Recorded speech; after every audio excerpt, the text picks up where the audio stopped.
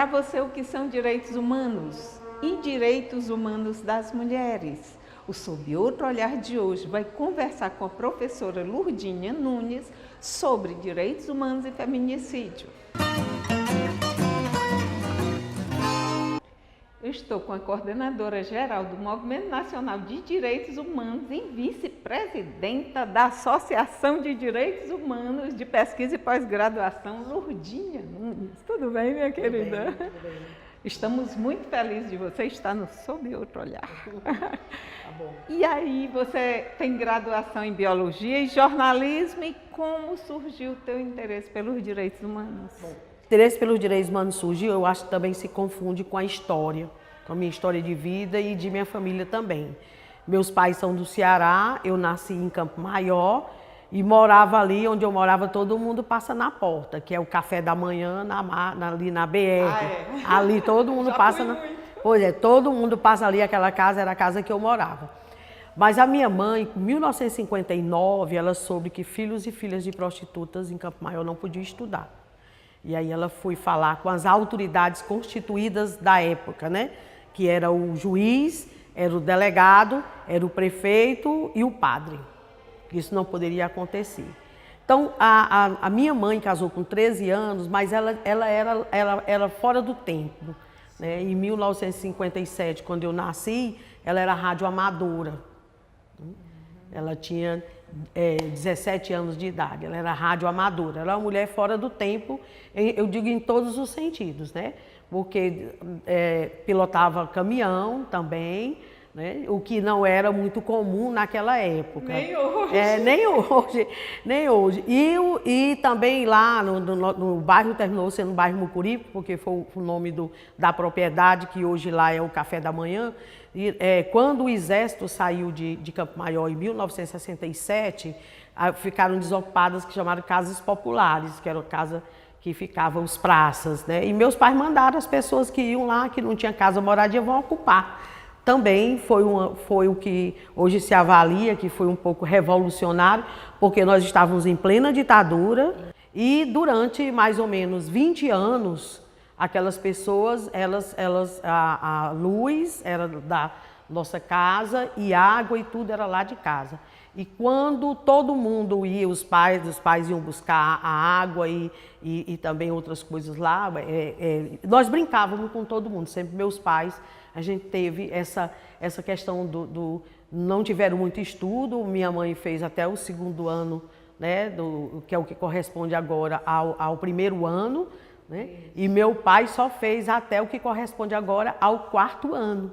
Mas eles tinham uma sensibilidade muito grande e foram as pessoas que viveram muitos anos em Campo Maior. Chegaram em 1951 e saíram de lá quando faleceram, né? Em um momento começou a participar de dos movimentos sociais. Começou quando meus pais, sempre a gente tinha a ilusão de morar em Fortaleza. Quando nós voltamos para cá, em 1973, que nós viemos morar em Teresina, eu fui estudar primeiro no Colégio das Irmãs e em 1974 no Colégio Diocesano. No Colégio Diocesano, eu fazia o trabalho com o Padre Costinha. O Padre Costinha, na época, era uma pessoa muito conhecida, trabalhava também com o encontro de jovens, mas o meu trabalho com o Padre Costinha era de visitar pessoas que estavam no Meduna e que a família tinha abandonado. Daí isso, de alguma forma, me trouxe o acompanhamento e a vivência do sofrimento de pessoas. Depois eu fui morar ali na Olavo Bilac, perto da Federação Espírita, quando o doutor Eli, né, logo após a morte do Torquato, ele iniciou a Casa Maria de Deus, que é o orfanato que nós temos. E lá eu trabalhei até 83 como voluntária no orfanato. O movimento de direitos humanos, após a ditadura, ele já tem uma luta dentro da ditadura, né, para acabar com a ditadura. E após tenta fazer uma mudança para a democracia, que a gente sabe que nos meios que dispõem da segurança, Não Bom, mudou muita coisa, na né? época da ditadura, e hoje em dia diz assim que direitos humanos é para defender bandido, é porque de fato, né, o Estado de exceção que nós tínhamos para justificar que igreja e movimentos iam visitar os presos políticos, então estão visitando bandido, era subversivo e bandido. Essa é uma razão até porque popularizou se dizer. Né?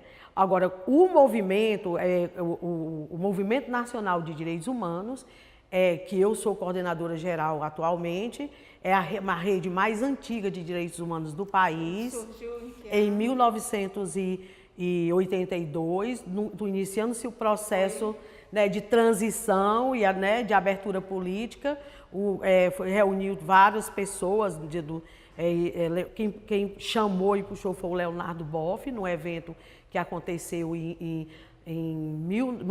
Petrópolis, em 1982. E a base era um Centro de Defesa de Direitos Humanos. Então, o Centro de Defesa de Direitos Humanos se reuniram em Petrópolis e iniciaram. Começou a luta pela anistia, né? A luta, mas a anistia não era ampla e restrita, contanto que o torturador ele não deveria ser anistiado de maneira nenhuma. A luta pela abertura política, pelas diretas já. Então, o movimento ele foi crescendo e foi surgindo em várias, né, em todos os estados. Hoje nós estamos em todos os estados da federação. São mais de 400 ONGs que atuam em diversos campos do direito da criança e adolescente, do idoso, do direito à saúde, direito à moradia. Coincidiu também com a criação da Comissão de Direitos Humanos da Universidade Federal do Piauí.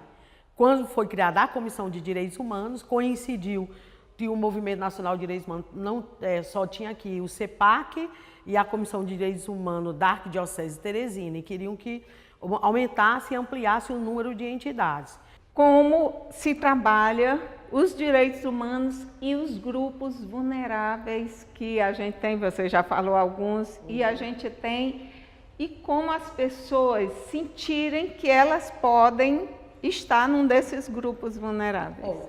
Um dos grandes desafios de se trabalhar com direitos humanos é que muitas vezes você escuta, eu lhe vejo defendendo o bandido, eu não lhe vejo, mas todo mundo viu que o Djan, né, que é conselheiro tutelar, e eu, pelo Movimento Nacional de Direitos Humanos e o Centro de Defesa de Direitos Humanos Nezinha Machado, que é minha entidade de origem, nós acompanhamos todo o processo da Emily, que foi aquela garota que foi, né, que morreu no Natal. Então, aquilo ali é uma forma que nós temos, é de chegar até a vítima, os familiares da vítima, e falar dos direitos que ela tem. Porque quando você fala de justiça, a justiça tem que ser primeiro lugar para a vítima, né? E por tabela tem que ter para a sociedade. Então, aquela família, quando chegou, e de fato eu assisti com muita tristeza e muita dor, quando a mãe visitou a primeira vez na casa, que viu a mochila da filha que não ia ter mais quem carregasse. O futuro da filha, os projetos futuros de netos, de continuidade da família não tem mais. Então, é preciso que a população, que as pessoas compreendam que quando nós estamos na luta por uma educação de qualidade, é direitos humanos. Que nós temos o direito das diversas gerações, né? Combate ao racismo. Combate ao racismo, o direito das mulheres. Direito dos indígenas. Direito dos indígenas. Dos moradores de rua. Isso, pessoas em situação de rua, pessoas em situação de rua. Todos isso aí, todo mundo. O que une cada um disso aí? É a dignidade da pessoa humana. A dignidade da pessoa humana é aquilo que a pessoa vive numa condição que nada lhe ofende, em termos assim, porque ninguém deve ser humilhado, destratado, ninguém deve ser negado às pessoas um direito que ela tem. Então, lutar por direitos humanos é isso. Agora, na medida em que as pessoas só se fundamentam, se baseiam, ou se fazem a leitura a partir daqueles programas policialescos, em que fica repetidas vezes falando sobre que a gente está na defesa daquela pessoa, porque se você pensar bem, bandido pobre a gente vê na televisão. Isso. Bandido rico você não vê. Por exemplo, uma luta que nós vamos iniciar agora, a partir de 1º de junho, que é um ponto, é exatamente a violência sexual sofrida por criança e adolescente. Nós sabemos que tem o Estatuto da Criança e do Adolescente, nós sabemos também que tem normas que elas colocam, que são normas que colocam que aquela criança ela não deve ser exposta de maneira nenhuma. Mas assim, quando você vê canais de televisão que bota a tarja na frente da criança, mas o papel que tem o nome da criança, do pai e da mãe, ele é bem visível na televisão. Ou então, quando coloca em entrevista o pai e a mãe. Então aquela criança já sofreu aquela violência sexual extrema, né? A situação extrema. Ela já viveu tudo aquilo aí que ela vai carregar de fato para o resto da vida, aquele trauma, aquele sentimento, sabe, de muitas vezes misturado de culpa, sem saber que ela não, depois ela descobre que ela não teve culpa, ela não é culpada por aquilo. E aí ainda vai ter o estigma da população, o estigma do vizinho, do familiar, de todo mundo. Quer dizer, mas você tem que falar, tem. Quando a pessoa, a partir de uma idade, ela tem compreensão do fato, do que foi que aconteceu e ela mesma possa falar sobre isso. Mas não criança, ela vai ter que, como é que se diz, compartilhar um grande sofrimento com todo mundo, enquanto que a maioria das pessoas querem tomar conhecimento por curiosidade e não por solidariedade. E você tocou num ponto. Esses programas policialescos, eles cometem crimes contra os direitos humanos o tempo todo. Gravíssimo, gravíssimo. E eles continuam liberados. Né? Porque aí vem aquela coisa de o que é censura e o que é preservação dos direitos humanos. Isso. Você tem, de fato, que alertar a população sobre os cuidados que ela tem que ter. Né? Em relação à segurança pública, em relação a tudo isso você tem que colocar. Agora, você expor uma pessoa que ela pode ser, como é que se diz? Ela pode não ser culpada, pode ser um inocente, então a gente tem que ter muito cuidado. É nesse sentido. E já a partir de bandido, não presta, a polícia prende, mas a justiça solta. Agora a gente tem que ter uma outra análise que vai do campo da segurança pública e da justiça. Muitas vezes aquele ali vai solto logo depois, porque não teve peritos para fazer a perícia como deveria, você não tem policial civil para fazer a investigação como deveria, o processo ele fica incompleto e por essa razão ele vai terminar sendo liberado. Então o que precisa, e esse é outro campo de luta dos direitos humanos, é lutar para investimento na educação, na saúde, na justiça, na segurança pública. Quantos juízes nós temos? Nós temos promotores de justiça que lidam com 5.000 processos. Isso é um absurdo, é um atentado ao direito daquele promotor de justiça. É isso que a população precisa ver. E onde é que tem que ter grandes investimentos? Os investimentos eles têm que ter nessas áreas que são estruturais, importantes e que garantem exatamente essa autonomia e essa dignidade das pessoas.